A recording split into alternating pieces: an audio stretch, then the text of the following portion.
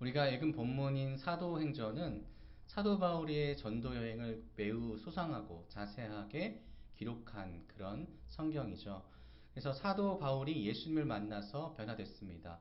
그 기전에는 사도 바울이 어떤 모습이었을까요?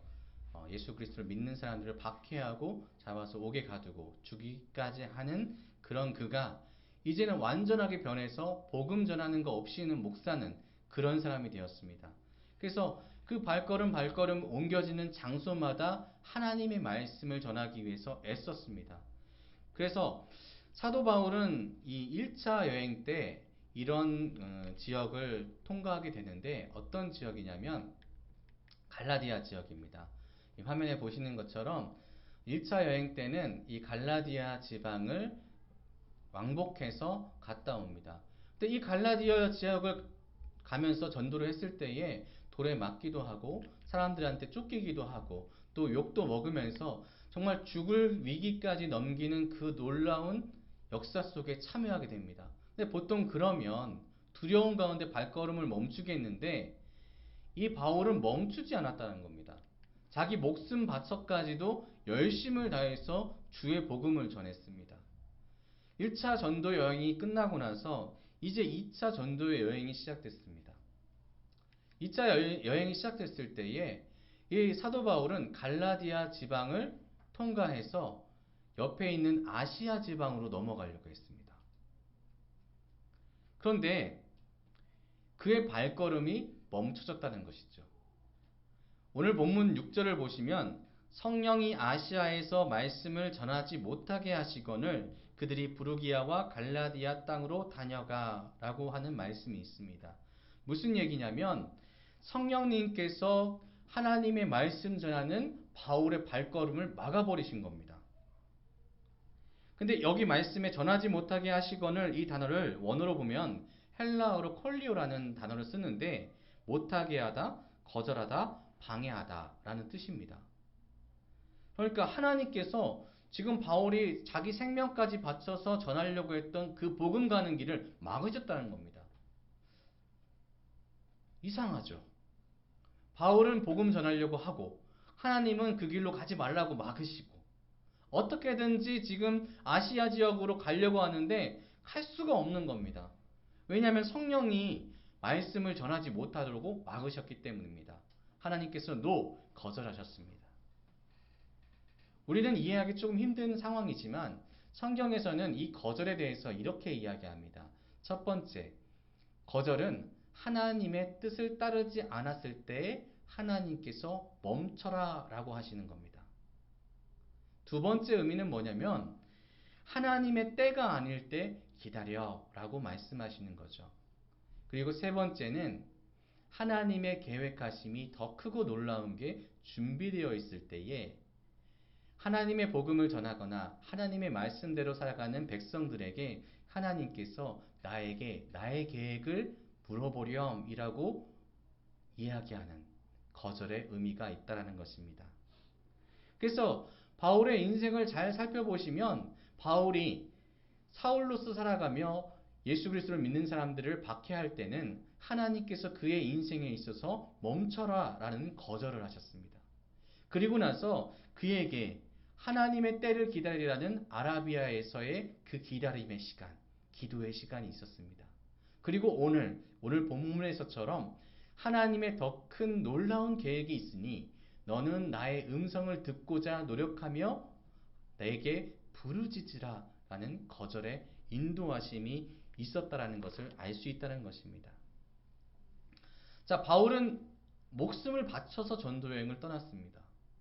그래서 돌에 맞아서 죽은 그런 모습을 보고 그 루스드라 성에서 그를 성 밖으로 던졌던 그런 경험이 있을 정도로 그는 죽음의 경험도 있을 정도로 그는 열심을 다했습니다. 그래서 두 번째 전도 여행에서도 최선을 다해서 계획을 짰고 모든 것을 다해서 출발을 했고 주의 복음을 전했습니다. 그런데 다시 말씀드리지만 막혔다라는 겁니다. 그가 가려는 아시아로서의 길은 막혔습니다. 우리가 7절을 보시면은 무시아 앞에 이르러 비두니아로 가고자 애쓰되 예수의 영이 허락하지 아니하시는지라. 우리가 성경을 읽을 때 같은 표현이 두 번 나오는 것은 굉장히 강력한 표현입니다. 그러니까 6절에는 성령이 그 말씀 전하는 것을 막았고 7절에는 예수의 영인 성령이 허락하지 않았다라고 말씀합니다. 그러니까 강력한 거절이죠. 하나님께서는 아시아로 가는 것을 정말 원하지 않으셨습니다. 이렇게 강력하게 거절할 정도로 바울은 어떤 상황이냐면 나는 아시아로 가겠습니다. 이런 겁니다. 바울은 지금 열심히 나는 아시아로 갈 겁니다. 하나님 막지 마세요. 나는 어떻게든지 아시아로 가겠습니다. 그런데 이런 바울의 지금 상황 가운데 하나님께서 계속해서 막으신다면 우리 바울의 마음은 어떻겠습니까? 당연히 갑갑하겠죠. 답답스럽고 하나님 왜 내가 지금 이렇게 열심을 다하고 있는데 왜 막으십니까? 하고 역정을 낼 수도 있고 화가 날 수도 있습니다. 근데 분명하게 우리가 이 상황 가운데 우리가 분명하게 잡고 넘어가야 되는 것은 무엇이냐면 하나님은 바울보다도 그 누구보다도 크신 분이라는 것입니다. 내 머리가 아무리 좋다고 하더라도 하나님보다 지혜롭지 못하죠. 내가 힘이 아무리 강하다고 하더라도 하나님보다 강할 수가 없습니다. 그리고 내가 아무리 부하고 재물이 넘친다고 하더라도 온 세상엔 주인이신 하나님보다 부할 수는 없다라는 것이죠. 그렇기 때문에 우리는 갑갑함을 넘어서 역정을 넘어서 화를 넘어서 우리가 해야 되는 것은 단 하나밖에 남지 않았다는 것입니다. 그것은 바로 왜 막으십니까? 하나님께 물어봐야 된다는 것입니다. 하나님께서는 지금 막으시면서 바울에게 이야기하고 계신 겁니다. 내가 왜 막는지 왜 물어보지 않느냐? 내가 막는 이유가 있는데 왜 내게 지금 물어보지 않고 너는 삥 돌아서 계속해서 아시아로만 나가려고 하느냐? 내 계획이 더 크고 놀랍고 위대하다. 어떤 것이 하나님의 뜻이겠습니까? 당연하게 하나님을 의지하고 주님께 그 뜻을 물어보는 것이 하나님의 뜻에 맞는 건강한 그리스도인의 삶이시겠죠. 결국 사도 바울은 이 소아시아 윗지방을 지납니다. 그리고 어디까지 가냐면 드로아까지 갑니다. 지도를 기억해 보시면 드로아는 아시아 위편에 있고 유럽으로 넘어가는 길목에 있습니다. 이제 아시아로 내려갈 수 있는 그 끝까지 이 바울이 가게 된 겁니다. 그러자 그 바울이 지금 어떤 행동을 하게 되냐면 더 이상 갈 곳도 없고 이제 넘어가자니 유럽이라는 새로운 땅이고 두렵고 떨리는 마음을 가진 이 바울이 선택한 것은 하나님께 여쭙는 것밖에 없었습니다. 그래서 바울은 그날 밤까지 하나님께 여쭙습니다. 그리고 이 한계에 달하는 바울의 포기 상황에 하나님께서는 놀랍게도 즉각적으로 응답하십니다. 무시아를 지나 드로아로 내려갔을 때에 바울에게 하나님께서는 환상을 보여주시죠. 그래서 10절에는 바울이 그 환상을 보았을 때에 우리가 곧 마게도냐로 떠나기를 힘쓰니. 근데 어떤 환상을 보았습니까? 마게도냐 사람들이 나타난 겁니다. 꿈에 환상에 마게도냐 사람들이 우리에게 와서 우리를 도와주십시오 라는 환상을 보게 됩니다. 9절에 우리를 도우라. 바울이 하나님의 뜻을 구하자마자 하나님께서는 환상을 통하여서 내 계획은 아시아에 멈추는 것이 아니라 유럽으로 확장되어서 세상 끝까지 너가 그 주의 복음을 가지고 나가는 것을 원한다라는 것이었습니다. 유럽 땅에 전초기지를 세우는 것이 하나님의 뜻이었습니다. 복음의 기지를 세우는 것이 하나님의 의지셨습니다. 그래서 하나님께서는 바울에게 거절하신 것이죠. 나는 네가 아시아로 가는 것을 거절한다. 나의 뜻을 따르기를 원한다. 나는 유럽, 그 넓은 땅에 네가 가지고 있는 복음 전하는 것을 원한다. 그래서 어떻게 됐습니까? 바울은 그 삶의 영역에서 아시아로 끝난 것이 아니라 유럽으로 확장된 복음 전파의 영역의 확장을 맛보았습니다. 그리고 그와 함께 복음 또한 유럽으로 건너가는 역사가 일어나게 됩니다. 사랑하는 성도 여러분, 하나님은 크고 위대하시며 우리는 그보다 작은 존재임을 잊지 않으시기를 바랍니다. 여러분, 이런 말씀을 보았을 때에 우리의 실질적인 이야기들이 생각나시죠? 저희가 지금 개척을 준비하고 나가는 과정 또 그리고 이렇게 개척하는 중에는 여러 가지 일들이 있었습니다.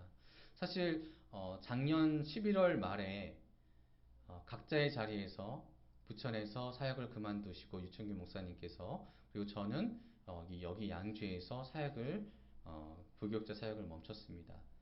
그런데 그때 이 두 명의 머릿속에서 가득했던 건 뭐냐면 좀 쉬고 싶다. 좀 여유를 갖고 싶다였습니다. 그래서 하나님께 약간은 일방적으로 통보했던 것 같습니다. 하나님, 좀 여유를 갖고 쉬면서 주의 일들을 개척하는데 준비할 것이 많지 않습니까? 천천히 준비하겠습니다. 하나님 천천히 준비하겠습니다. 그러니까 이제 여태까지 주일 때 매여 있어서 다른 교회도 경험해 보지 못했는데 다른 교회 좀 경험해 보겠습니다. 그래서 각자의 가정이 각자 원하는 교회에 가서 예배를 드렸습니다. 그리고 계획했던 게 무엇이냐면 각자의 가정에서 우리가 함께 모여 가정 예배로 교회를 시작합시다. 가정 교회를 먼저 시작합시다. 이렇게 계획을 세워놨죠. 근데 하나님께서는 저희에게 말씀하셨습니다. 그거 아니다라고. 어떤 상황이 벌어지냐면 이제 가정 예배를 준비하고자 노력하고 있는 중에 있는데 그러면 가정에서 우리가 강대상이 필요하고 우리가 여러 가지 준비를 해야 된다라고 생각하는 중에 놀랍게도 아랫집에서 올라온 것이죠. 시끄럽습니다 하고 올라온 겁니다. 예배를 드리지도 않았는데 예배 드리기도 전에 아래층에서 올라온 겁니다. 저희 집에도 우리 유청규 목사님 집에도 이제 더 이상 예배를 가정에서 드릴 수가 없게 된 겁니다. 하나님의 거절하심이 발현된 것이죠. 그래서 우리가 계획한 것이 무엇이냐면 그러면 우리 잠시 동안 카페에서 시간 한 두세 시간 빌려서 그 시간에 집중하면 되지 않겠습니까? 해서 카페를 빌렸습니다. 실제로 빌렸습니다. 약속까지 했습니다. 그런데 그 다음날 목사님 생각해 보니까 일이 너무 커진 것 같아요. 못 빌려드리겠습니다. 얼마나 황당합니까? 우리는 나름 열심을 가지고 가정에서도 예배를 드리겠다. 나름 열심을 가지고 카페에서 빌려서 예배를 드리겠다. 왜냐하면 우리의 상황 자체가 각자의 가정에서 낼 수 있는 헌금은 한정되어 있고 그리고 그 돈으로 장수를 대여하는 것은 어려웠기 때문에 우리의 최선이라고 생각했습니다. 아이들에게도 좋은 기회라고 생각했습니다. 그런데 하나님께서는 막으시는 거 있죠. 그리고 그 다음 주에 교회에 등록을 했습니다. 그리고 나서 하나님께서 놀랍게 우리 유충규 목사님한테 한 장소를 보여준 겁니다. 핸드폰에 뭔가 하나가 뜬 거죠. 그래서 그곳에 가 본 곳이 바로 이 장소입니다. 그리고 저희가 가지고 있었던 예산과 너무나도 똑같은 예산의 임대료가 책정되어 있었습니다. 하나님께서는 우리가 생각했을 때는 우리는 그냥 가정에서 작은 곳에서 빌려서 잠깐 동안 하는 우리의 공간이 아닌 다른 곳에서 하려고 했지만은 하나님의 계획은 크고 놀라웠던 것입니다. 하나님께서는 우리가 멈춰서 그냥 흐트러지는 것을 원한 것이 아니라 최선을 다해라. 나의 종들아 열심을 다해서 움직이고 또 움직이고 또 움직여라. 힘은 내가 주겠다. 라고 말씀하시는 것이죠. 그래서 정말로 이곳에 왔는데 이곳에 원래 교회가 있었습니다. 원래 교회에 있었던 그 목사님께서 의자도 주신다. 강대상도 주신다. 음향도 주신다. 벽에 있는 방음벽도 주신다. 그냥 모든 게 준비되어 있는 겁니다. 심지어 이 여름을 알 수 있는 에어컨도 설치되어 있었습니다. 저희가 힘을 내지 않을 수가 없죠. 하나님의 계획은 정말로 놀라웠습니다.